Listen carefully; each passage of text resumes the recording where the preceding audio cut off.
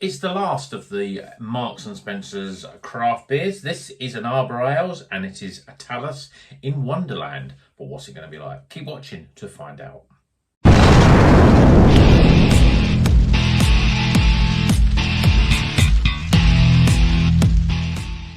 Welcome back to Rocker's Beer Review today.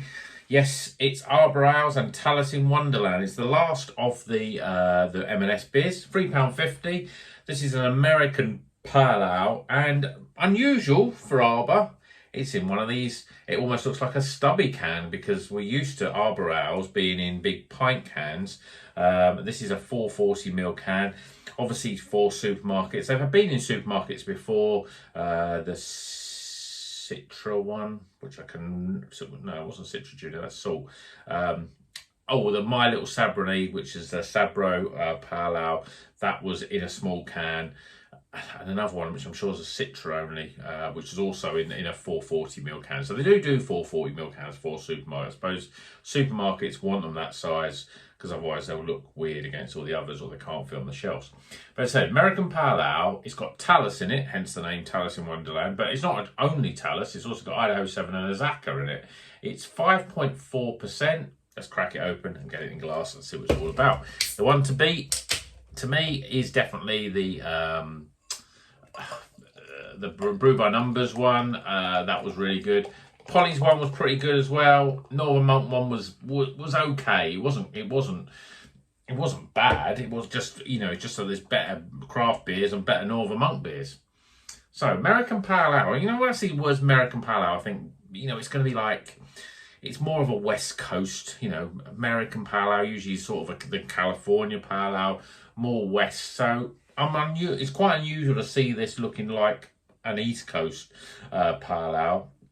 We've got quite a sort of cloudy, hazy yellow colour, literally a sliver of head, but it looks reasonably compacted considering how small it is. Maybe I just poured it very accurately this time.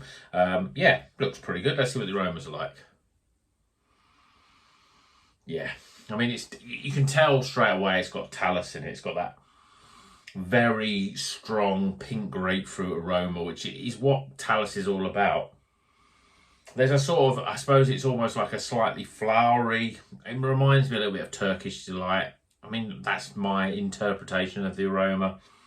Most people just say, yeah, it's quite flowery. And that's about it. I'm getting pink grapefruit. And there's a sort of earthiness in there as well, but I'm not really picking up much else. But let's see what it tastes like. Cheers, everyone.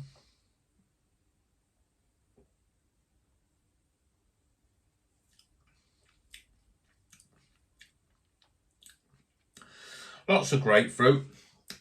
Other citrus, there's a bit of orange in there. There's quite a bit of lemon and lime as well. Has it got something else? I've been clutching at straws if I sort of said things like, it's got that, maybe that papaya guava especially sort of flavour in it. Maybe even a little bit of melon. But I think it's just because it's just subtlenesses of that pink grapefruit and that some of those other flavours could be slightly similar. It's quite light. It's a little thin, but it's a pale ale. This is what you expect from a pale ale, really. It's a very typical pale ale in terms of its body and mouthfeel. There's a little bit of prickly carbonation. It just gives that little bit more refreshment, which is what you want from a pale ale. But as I say, the big flavour is grapefruit. And although Talus is usually more pink grapefruit, I'm getting a more sort of sharpness of grapefruit in there. Less of that sweetness of the pink grapefruit, a bit more sharpness. So there's a sort of malty sort of grapefruit flavours. It's a very sort of refreshing, sharp sort of flavour. It's not bad. But then, to be honest, I expected it because, let's face it, Arbor make good beers. This is not I've seen this in the big cans, so it's not as if it's not already available in there directly from the brewery on bottle shops and everything. So it's not like a brewed specially for supermarkets. So you expect it to be good, and it is a very good beer. Like Arbor Ales generally, they are good because they're consistently good. never had anything bad from them, but only occasionally I've had something really good from them. And this is it's just a good beer. It's a well put together beer. The flavours are there. There's plenty of juice sort of flavour. The body's not bad. It tastes good, you know, but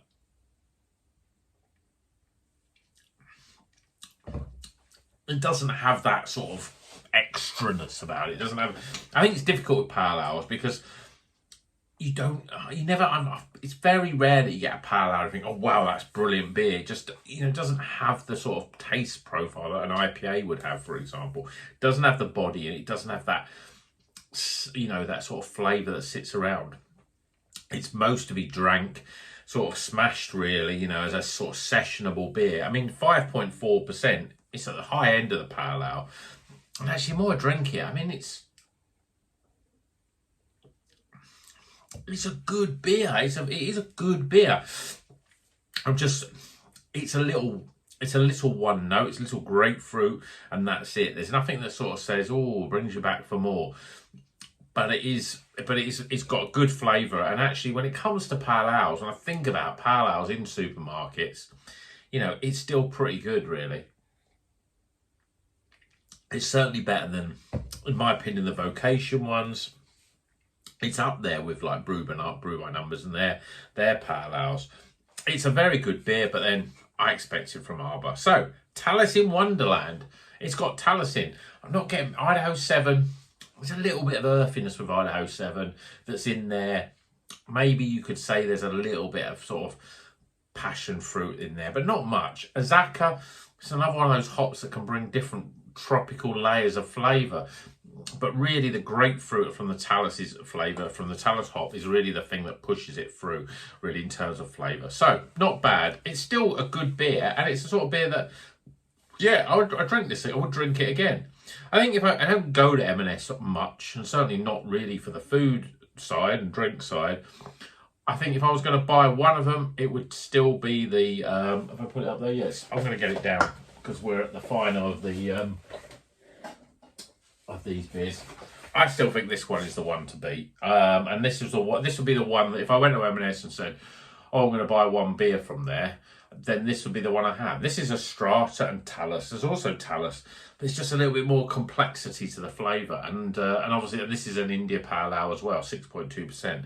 So I think slightly better value for money as well, because you get more alcohol, you get a better quality beer for £3.50. But yeah, that's definitely my favourite. I'd probably follow it with the Polly's.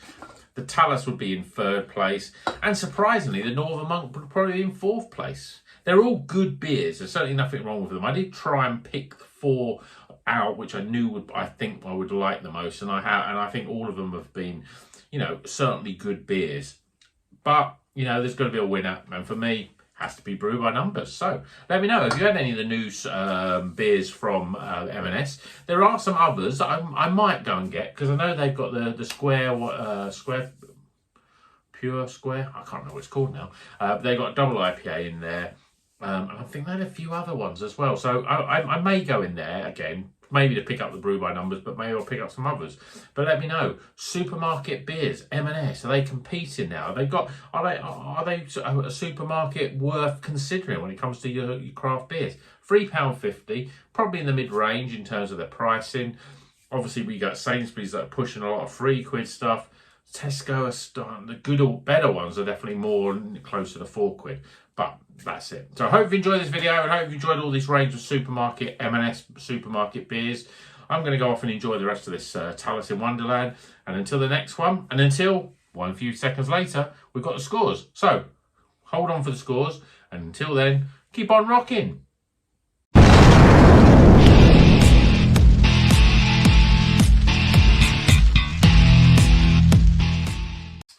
Okay, the scores are in for Talus in Wonderland. Yeah, I don't know what I did at the end of that video. I sort of got ahead of myself. But this is Talus in Wonderland by the Arbor Ales, based in Bristol, for those that don't already know.